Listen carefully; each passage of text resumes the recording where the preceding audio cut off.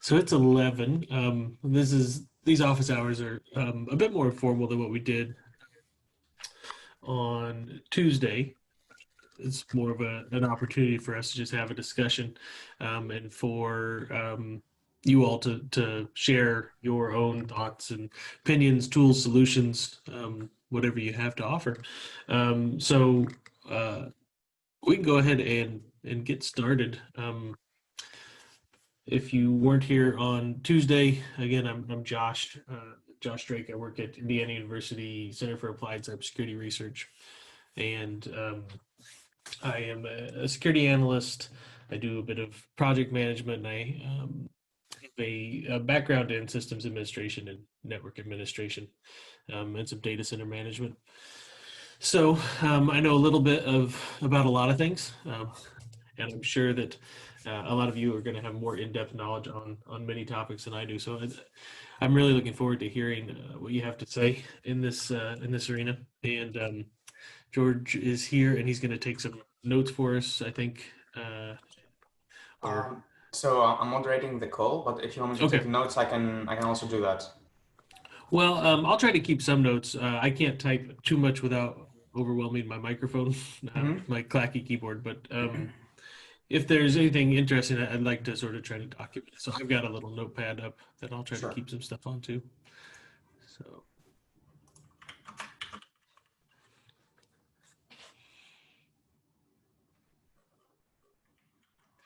morning, Ken.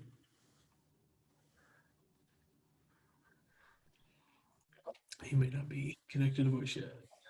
So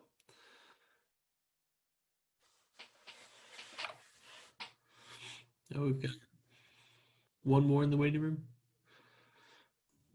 Yeah. Maybe there's an issue because it's stuck in joining for. Oh, something happened. Okay. Yeah. Okay. Yeah. Okay. Well, so was everyone at the talk on Tuesday, or Yep. you can use your you can unmute yourself, or you can use your buttons in Zoom to respond. Yeah. So everyone is muted by default, but Okay. feel free to unmute yourself or even enable your video because like this will make like the engagement a little bit better, I think. So Yeah. if you wanna have your video on, feel free to do that. And also like whenever you have questions, feel free to unmute yourself and like jump in. Yeah. So my anticipation for this 45 minutes or so is that we would have a discussion. If you want to ask questions, I will try to answer to the best of my knowledge. Or trying to hook you up with someone who can give you a more in-depth answer. Then if you have any comments on what we talked about on Tuesday, I'd love to hear them as well. I did sort of go through the chat logs and some of the discussion that happened on Tuesday, and I came up with these sort of topics that I thought would be more interesting to go into today. So one thing that came up was using vulnerability scanning to check for patch application and to see if you were actually remediating the vulnerabilities that you intended to remediate. So that's something we go into more detail about. The other topic I think that I've been pretty interested in recently, and I think it's where a lot of this is going, is using configuration management tools to do your patch management. And so if anyone has thoughts on or experience with Ansible, Puppet, Chef, or SaltStack, any of those sort of tools, I'd love to hear about them.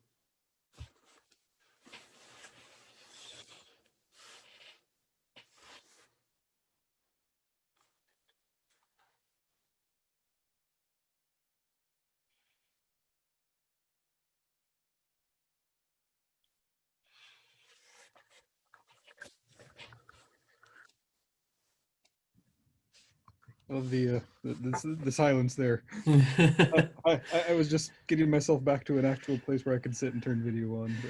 But I figured if I waited long enough, someone would speak. someone would talk. That's right. That's how it works usually.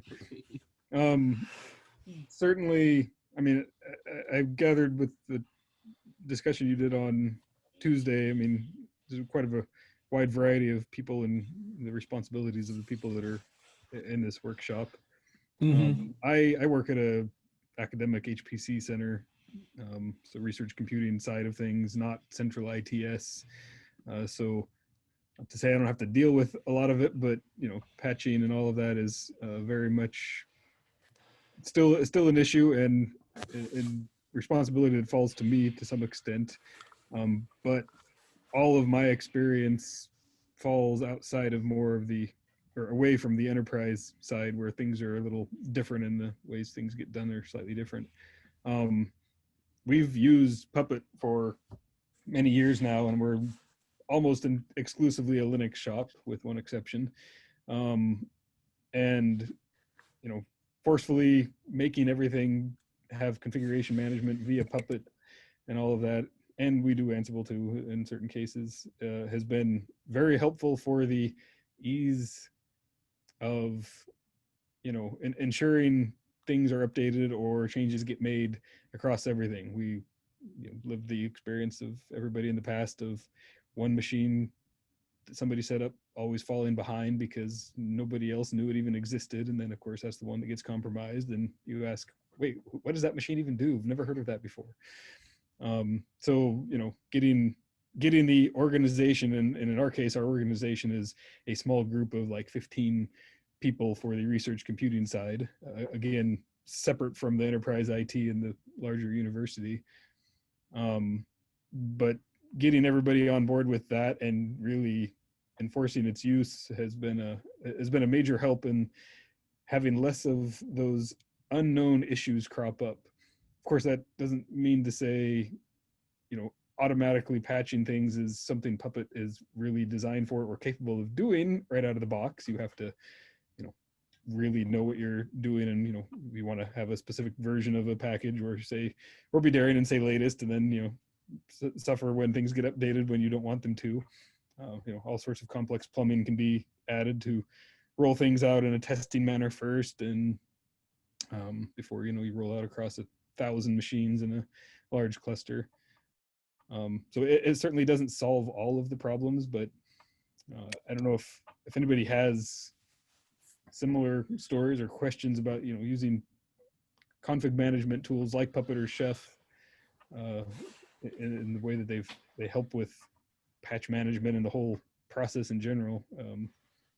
We could have a conversation here, I guess. Yeah. Do you work with Jeff Dost?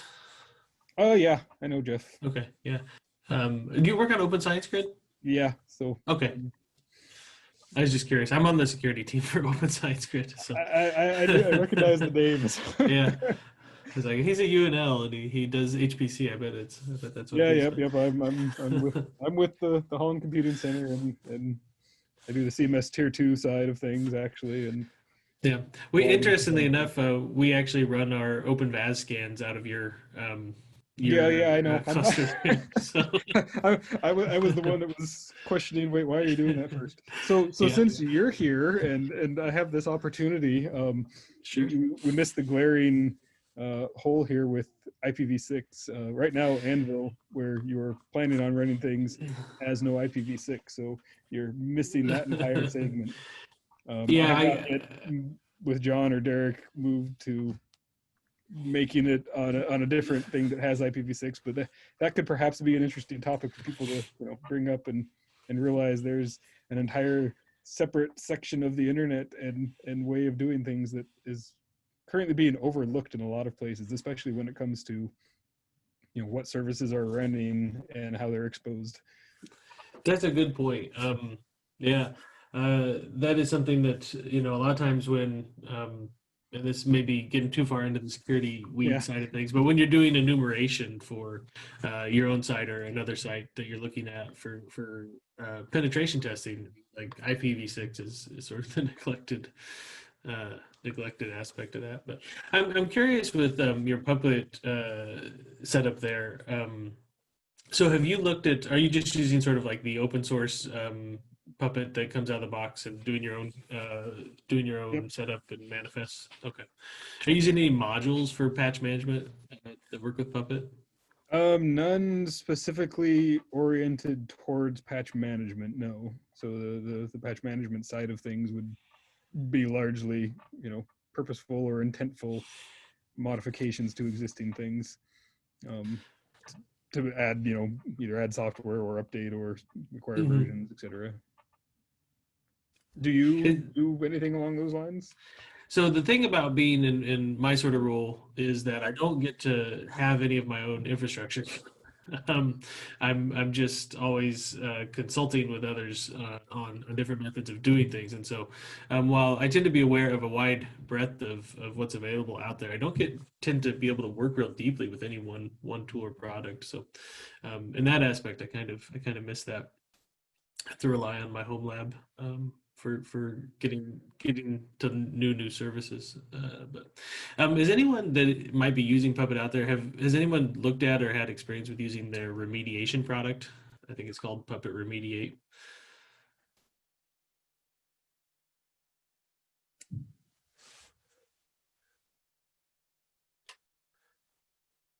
I'm guessing that's a no. It's just something I came across when I was doing a little bit of research for this talk. It basically lets you take known vulnerabilities, or you can feed it scans from tools like Tenable and Nessus, and apply workarounds or packages or KBs to fix specific vulnerabilities, and then you get a nice report afterwards of what was done, the actions taken, and you can sort of view a timeline of detected vulnerabilities and remediations that were applied. Um, I believe it's probably only part of the enterprise package, so you got to pay for support for that. But so is anyone doing their own? Does anyone scan their own resources currently for vulnerabilities using any sort of Nessus or OpenVAS or Rapid7?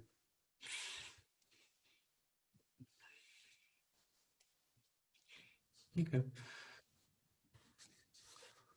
Say we did, or I did, because we have a segregated network, so to speak, from the rest of the university, or at least certain parts that are. And then it was offloaded to the university because they were already doing Nessus largely, at which point then we had a big shakeup with how the IT department worked and joined, with 4 universities all joining together, management changes, leadership changes. And so that's up in the air again currently. They've switched to um, what is Palo Alto's fancy tool that they're pushing. At least I want to say it's owned by Palo Alto.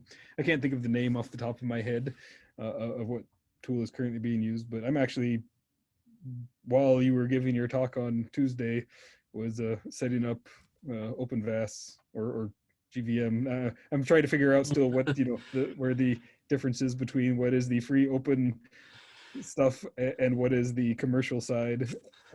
But Yeah, you want the community edition. yeah, and I think it's GVM 20 now, or they changed the numbering on it. I think the current one is 11. I think there's Is another that one right? after 11, and they changed Oh, the geez. versioning scheme, it seems, as of like this month. So Yeah, I danger. know it's no longer branded as OpenVAS, right? They've changed it to Greenbone. But So yeah. on that topic, maybe my long-winded way of coming around to this, I'm curious, being from the non-enterprise side, where we don't just throw money at whatever problem and say, we have somebody to point a finger at, and we pay them to point the finger at them, or to be able to point the finger at them. We always rely on open source free tools for the research computing side. And I've looked at various things like, we do Zeek for as an IDS, and we have the various public feeds that I've cobbled together, which may or may not be of any good quality or relevance. And I'm curious if the same is true with like OpenVAS, as far as the freely available feeds and, resources that are consumed to do the vulnerability scanning. What's the state of that, or your opinion on, are those usually good enough, or is there a large gap in, capability between what commercial solutions get you versus what you can get for free? It's a good question. I haven't used some of the larger commercial services, so my experience basically comes down to Nessus and OpenVAS. I don't find much of a difference. Certainly, the ease of use, I guess, is a little bit better with the commercial products. Sometimes the documentation surrounding the reports you get is better on the commercial products, I think. But we work with some partners that deploy OpenVAS on a very large scale out of Pittsburgh Supercomputing Center. They're running the Viz vulnerability identification service, and they're using OpenVAS as their primary scanner. So I think if you have, I don't want to say a lot of expertise, a little bit of expertise, or a little bit of willingness to do some research, then I think you can get just as good of a set of you can identify your vulnerabilities just as well using the free tools, the open source tools, as you can with the commercial tools. But you are going to have to spend more time, I think, on the triage side. Once that report comes out, it's going to be more difficult to determine what's relevant to your environment when it actually represents a risk for your environment than it would be with a commercial product. That's my opinion anyway. I'd be interested to know if anyone else has experience with those commercial products and has an opinion.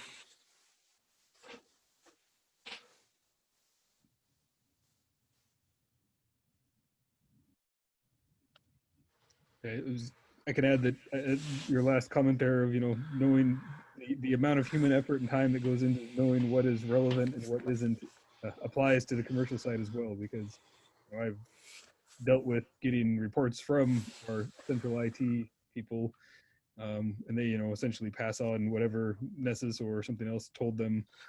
And in a lot of cases, it's technically true, but technically irrelevant.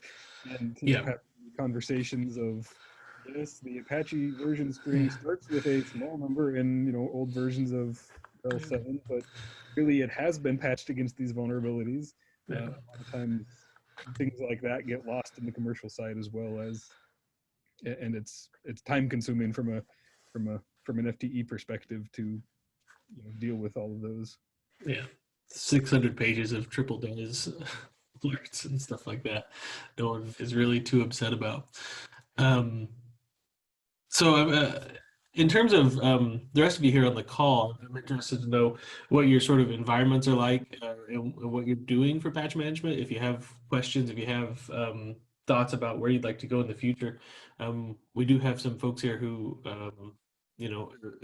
have a lot of knowledge. And so it's a great time to ask those questions or share what you're planning and see if you can get some feedback on.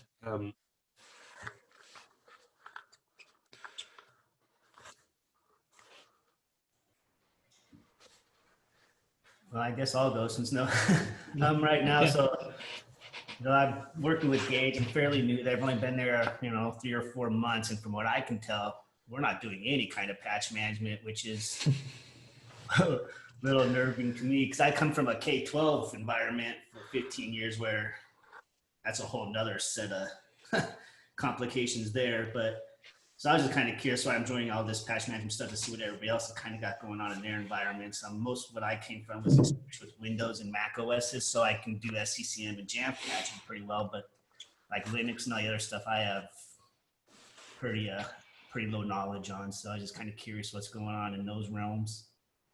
Mm-hmm. And maybe we can implement something here because it's kind of scary that we don't patch anything as far as I can tell, unless something comes up on a one-off basis. Yeah, we'll get you there, Scott. Yeah. That first OpenVAS scan we give you guys is going to be really fun to look at. Yeah.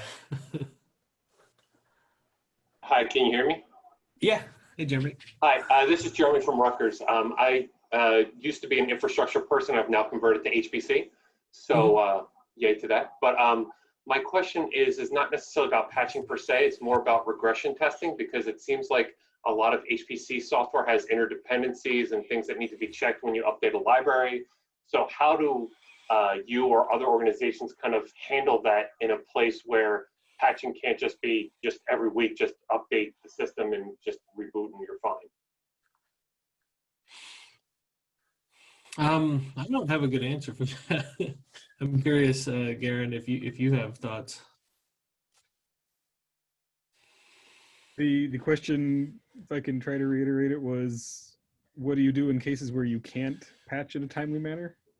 Is that? No, I mean, like if you have software that kind of depends on certain libraries or whatnot, and that you want to make sure that when you upgrade the Python library that everything still works, what do you do to kind of make sure? Do you put that in a staging area? Do you, how much regression testing do you do before you take that live and put that on a cluster?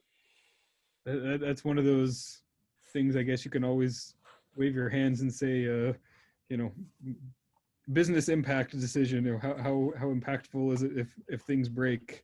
I'm always on the, I don't have a cowboy hat on, but I'm certainly that type of person who is the go forward and make the changes beforehand, and if it breaks, then react and figure it out then, because otherwise progress doesn't get made.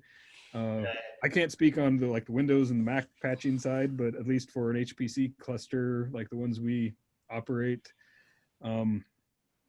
we try to a hard extent to stick with stock, OS provided libraries and services to help eliminate some of the dependency issues.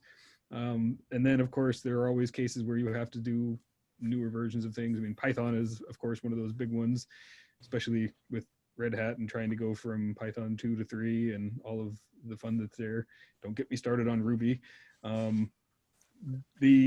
We don't actually really do a separate dev prod or dev test and prod environments for the HPC type resources.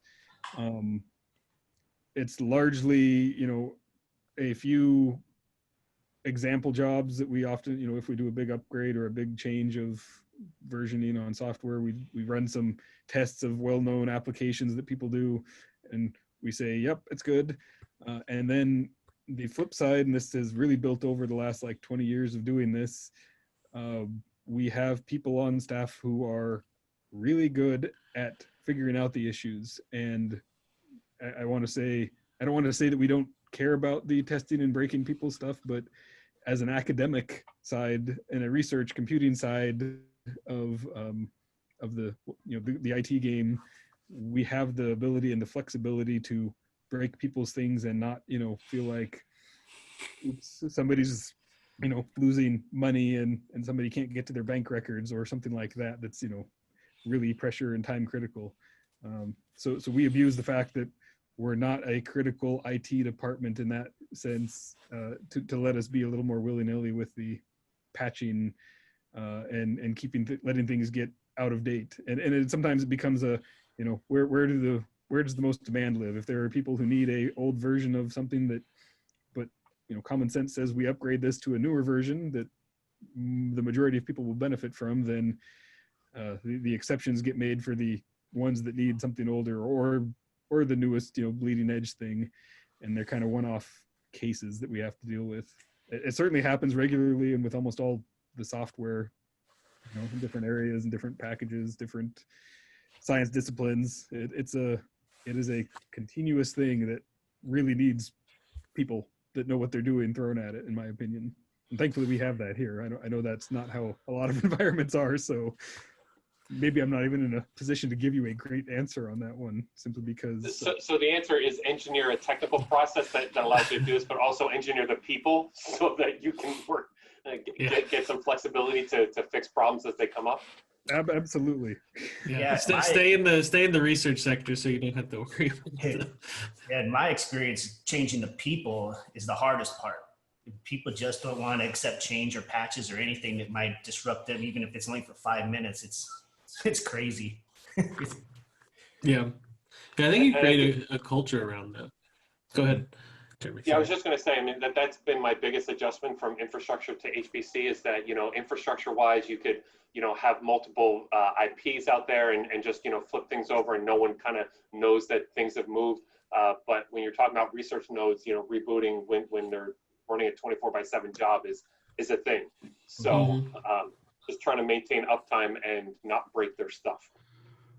I think a part of that too, and I mean, we're not a huge supercomputing center, but we're at a considerable size, multiple large resources, all sorts of different disciplines. And, users that run the full gamut of, help me with a Jupyter notebook. I've never touched a Linux command line in my life, to the people that basically have their own clusters as well, but also use ours.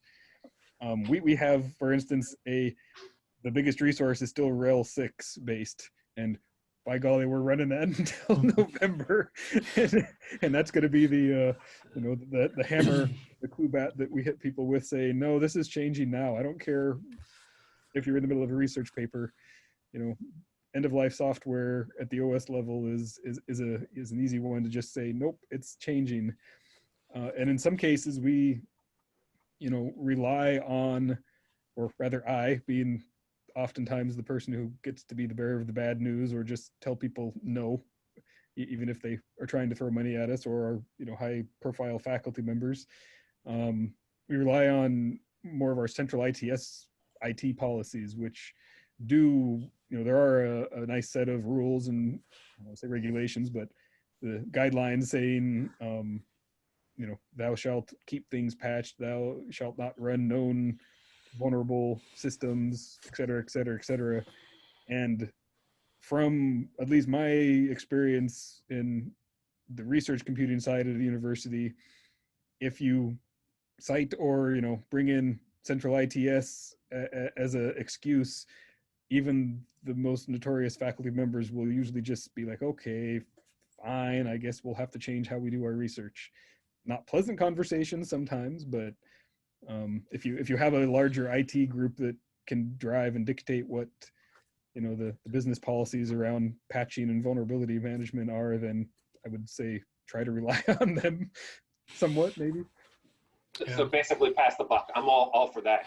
yeah, but it's a good. I don't know. It's good to have other larger entities that you can say, no, they're saying that this is how it should be, and if you have a problem with me, you've got a problem with them too, type of a thing. Agreed. Thank you very much. Yeah. Thanks for the question, Jeremy. Thanks for your input, Karen. Let's see if anyone has anything they'd like to bring up. Go ahead and raise your hand or unmute yourself. I was going to say, from the HPC side, gosh, that's a whole nother world from, I think, what a lot of us are doing in more sort of IT as a service for our end users. There's a depth of complexity to that goes beyond sort of, in a traditional setting, you would just pool your hardware resources into different groups and actually have a test environment that could mirror your production fairly closely, and then test things and stage them in smaller sections or pools based on the resources used. But yeah, HPC, it's not really an option. You also have responsibilities more than just your own researchers using your nodes, right? You have you're providing computing resources to other entities to use on a shared grid. Was that directed to me? Well, it's more of a comment, but yeah. It is very true. And so, I mean, you with the involvement with the Open Science Grid, certainly that's one component of it. Having I also do networking, where a lot of the hats, and one of my favorite things is to always remind people that you can have, nice private IPv4 subnets and throw things behind that in a, research computing environment. But at the end of the day, it would be insane to not treat even your most internal networks as the Wild West, because you're letting thousands and thousands of people from all over the planet run payloads on your machines. I mean, I always use the example of an Italian physics researcher in a coffee shop, sitting in, on his laptop, typing away, running, executing payloads on my machines down in the basement below me, and I have no idea what it is. And if I don't treat him as hostile, what's the point of treating anybody as hostile? I don't trust the people on my own campus, because most of the attacks or compromises we've had have been from within, so to speak, with compromised user credentials and whatnot. So yeah, the having external dependencies or external users that rely on your resources compounds the problem, I guess. Certainly, in a way, I think it's nice because it makes it easy to just treat everything as exposed or everyone the same. It doesn't matter if you're a user or not a user. It's you're treated the same as if you were coming from a unknown and untrusted place. Makes it hard too, but at least it makes that mental segregation easy. You don't have to think of, oh, I've got my little private cordon group of users here and we're all very nice and happy and nobody's bad here. Getting that option out of the head makes it frees you up a little bit, I think. So just to jump in as well and like follow up on what you're just saying, would you consider like patching vulnerabilities that expose the system to the outside world more severe than patching vulnerabilities that can lead to exploits on the system by users? Or do you consider them like the same level of importance? I would say we would consider them the same level of importance, and it maybe is a testament to the fact that we are often lazy and bad with the whole management and vulnerability management patching, because certainly things come and surprise us every now and then. We're like, oh wow, I forgot that was there, and I didn't know that was vulnerable. A recent one we teach classes using an OpenStack cloud that we have, and we run Apache's Guacamole. It's a nice web, basically like a virtual desktop or VNC session through a web browser. It's low effort for end users, so students love it. We've been running one of those servers for, I guess it had been going for multiple years, and had a bunch of recent exploits announced in March, and we had completely spaced on it and forgot that it was even a thing. Somebody came along and thankfully told us after the vulnerability scan caught it and said, hey, what are you guys running here? This is really old. But that being coming from external, which it would have been exposed externally, to the wider, great, my lights just turned off, wider world. I don't think I would view that as less or more critical than, say, things like user level privilege escalations. There we go. Easy for you to say. Yeah. On the Linux clusters. In a sense, you can, I suppose, contrary to what I just said before, trust your limited set of users on the internet, or excuse me, your limited set of users on a cluster that interactive command line, whatever, or executing payloads from open science grid jobs. You can trust them a little more in the sense that there are fewer of them, and sure, there could be a bad actor and they can really wreak havoc quickly, but it's also fewer people than if it's, the Wild West of the internet where somebody's brute force scanning for this vulnerability across the swaths of the internet. I think in most cases, I would say that, it's a higher priority to patch your external facing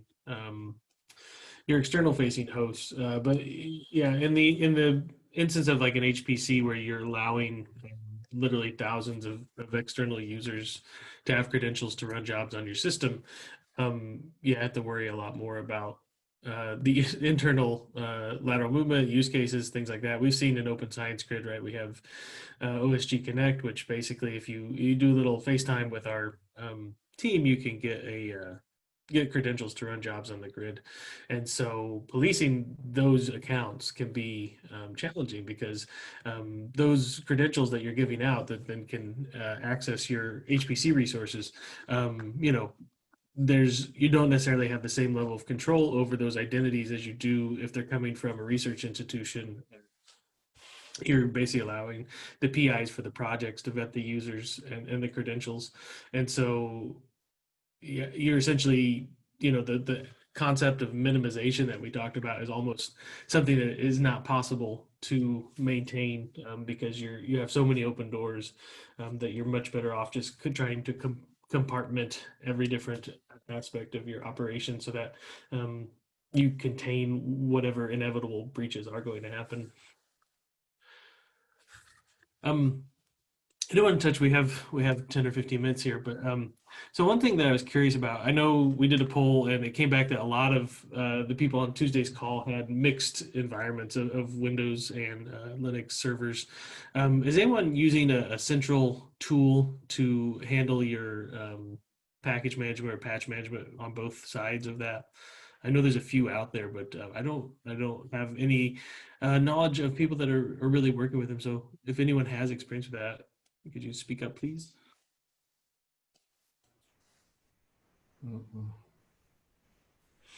So is anyone using the Salt Stack in any of your environments?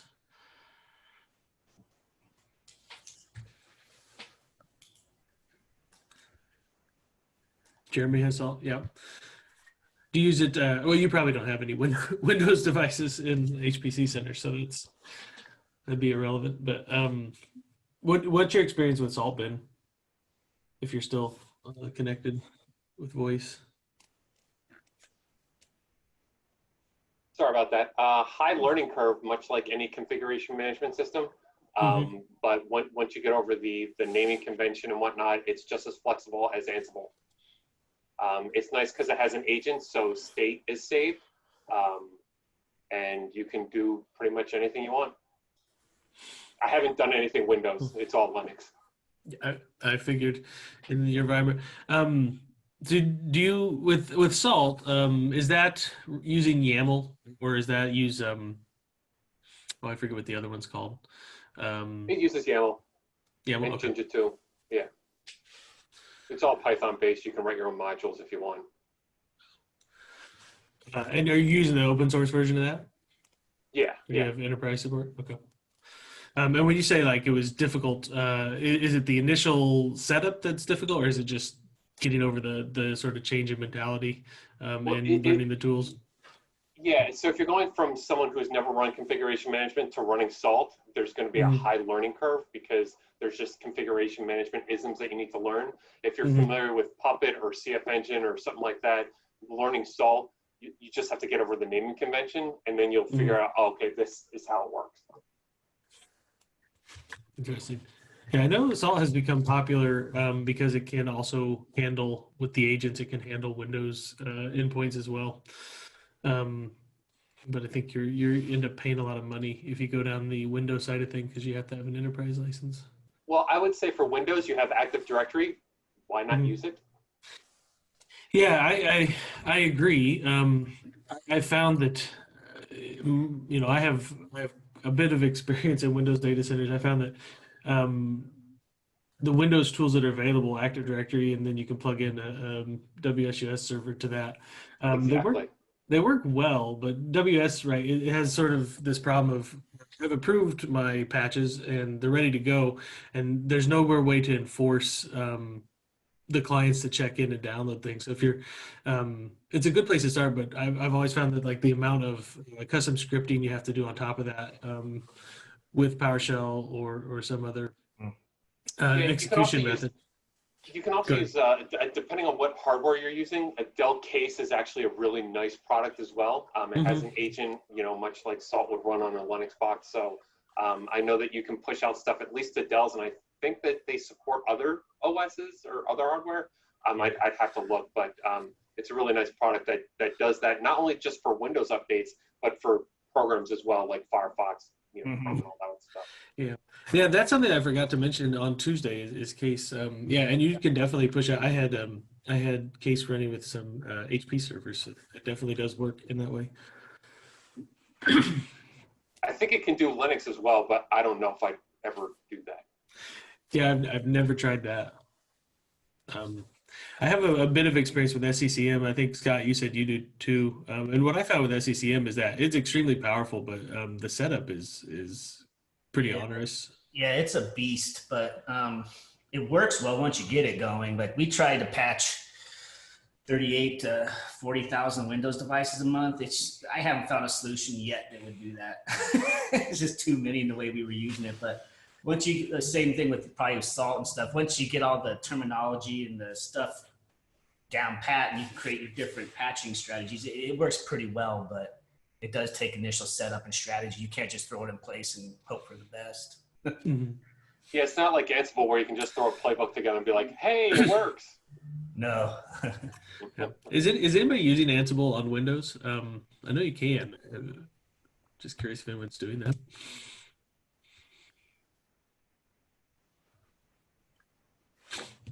Seems like a no. So we've got It's a wrong 5 crowd minutes for left. Windows, dude. I believe it, and that's a good thing. I can't believe I spent that long in that world. So we got 5 minutes left. If anyone has any topics they'd like to introduce or bring up, please do so. If no one else has a question, I wasn't in the call yesterday on Tuesday, so I apologize. But what's the best recommendation now for? I mean, obviously security updates need to be applied immediately, right? But for the stuff that isn't, what's the recommendation? Is it a day, a week, a month? We talked about this a little bit on Tuesday. The guideline I gave in that call, I think, is based on severity, right? So critical security updates within 24 hours or as soon as possible. High level severity, I'd like to shoot for 48 hours, and then medium level 30 days, and low level tickets 6 months. Okay, that sounds about right. Awesome, thank you. Josh, maybe I missed your response or like somebody else's response, but there is Chris Medling, on chat asking whether is anybody has looked at HP OneView. I do not have any experience with HP OneView. Is there anyone that has used or looked at that tool?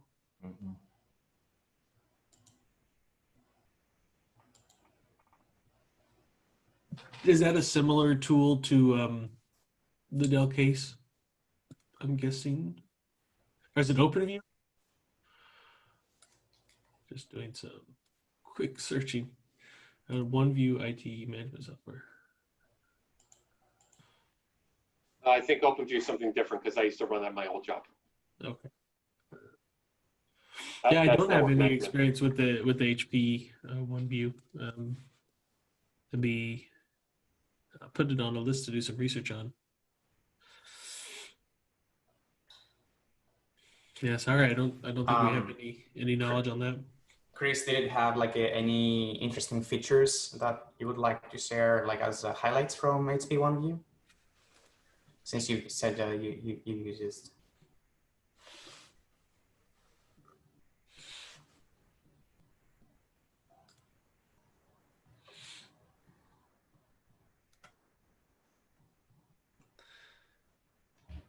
Something if Chris is going to type an answer there, I'm not sure, but has ability to manage non-HP hardware. Okay.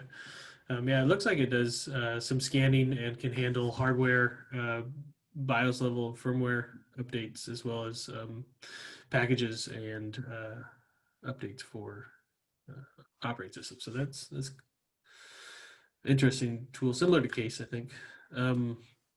So one thing that we touched on just briefly on Tuesday, and I think about a third of people had some ICS infrastructure that they supported. Does anyone have any thoughts on keeping your ICS stuff up to date? Or any OT facilities? I know, Scott, you guys have some OT infrastructure. Like I said, I don't think we really do. If something maybe critical comes up, we might do some, but I haven't seen anything yet where we have any kind of plan or anything. Like, I don't know. I don't. Yeah, I'm not familiar with the other names in here in terms of what sort of your projects are about, but so we did there's a webinar that we did for ResearchSOC back in February, where we had the CISO at CERN come and give us a talk about OT vulnerability management. If you go out to the ResearchSOC website, that's out there, and I thought that was really interesting. He's a pretty engaging speaker, Stephen. I forgot his last name. I'll put a link to that in chat here in a second.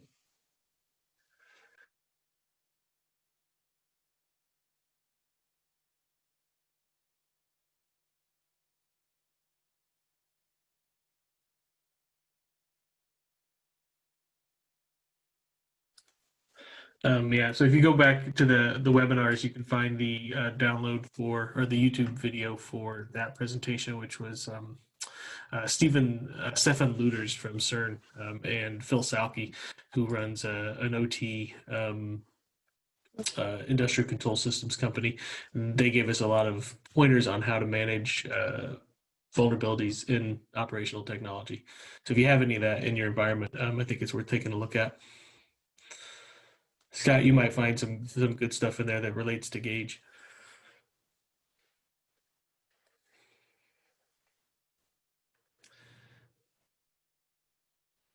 All right. So I'll give it another comments for if anyone has a topic or a question. I think we'll wrap things up here at about 10 till. I have a probably a one that would be too big of a topic to actually go in and wrap up in that time frame, but I want to maybe mention it anyway, just because it maybe plants the seed and gets people in a certain mindset. But I think all the things we've talked about now are in the light of, especially remote scanning and over the network essentially. There's a whole new, well, at least it's new to me, maybe it's not new to the computing industry and in academia, area of scanning applications themselves for vulnerabilities. A lot of this is in with the big move to containers and Kubernetes for a lot of stuff. There's 10 million products a day coming out that say, oh, we'll scan all of your containers and your images. Certainly that's something we've been maybe not bad at, but we just haven't got around to it. We run an OpenStack cloud where there's a whole set of images that sit there and people can install their own Windows VMs from, and we don't regularly scan the images themselves to verify yes they're or have outdated software. The same goes with things like singularity images if you're fixing HPC and stuff. So that's a whole other area to consider and could be an entire presentation talk on. It's a big problem. And if you're going to the OSG all hands, then come and talk to me and Mike Stanfield about that, because it's a problem that as a security team for OSG, we are thinking about a lot as we move more and more to containers. And so I talked about containers on Tuesday a bit and how you can set up some basic hygiene for your containers. But in terms of finding a tool that works well for actually scanning the content of containers and making sure that the content, the images are secure, there's nothing good that I found. There are tools out there that will do it, but they produce so much noise that you might as well just review them by, manually. And so if anyone finds a solution to this, I think they're going to make a lot of money. It's going to be pretty useful. We're working with the people over at Slate who have done this sort of to create an infrastructure at the service layer at the edge is what Slate stands for. And so they're doing that all in containers. They're allowing the community submit containers to do different functions. And so triaging those and vetting them is a big, right now, labor intensive process. So no, I don't have an answer, but it's something we're thinking about and talking about a lot. I didn't have an answer either, and I didn't expect one. I just wanted to make a comment about it. The one temporary patch or band-aid solution to it in my mind that I've put some effort into here at UNL at least is automating the instantiation of these VMs, so for OpenStack images or containers, and then making sure scans go regularly against those. So at least you have the is kind of put it into production and then see if it's see how vulnerable it is with the existing scanning frameworks. Not perfect, but if you can automate it, it's better than nothing, I guess. Yeah, we have been working on creating an automated scanning platform for Open Science Grid so that we can scan the actual compute nodes across all the facilities. And that has proven to be both, in fact, was not terribly difficult to get going, but to triage the data that comes out of it, there are thousands of nodes. And yeah, I think the first time we ran the scan, we ended up with like 16 million packages that came out of that. It's just too much information to sort through. And so having that sort of stuff in some sort of organized system, you know, which is difficult. Like in the HPC world, you develop your own tools for a lot of this stuff. So it's Perl scripts that, you know, we are using that came from the guys in Europe that are doing the same work. And there's just no good commercial solutions. So I think that runs true for a lot of the science community. We are at 11:50, so we're going to wrap things up. It's great talking with all you. Thanks for coming. And yeah, we can speak more at the all hands, Karen. So I appreciate all your. I'm sure you and I will talk more. In the Yeah. coming months. Yeah, I appreciate all your input today. That was great. Thank you too for this. This is great. Yeah. Thank you, everyone. Thank you, George. Thank you for joining. Bye-bye.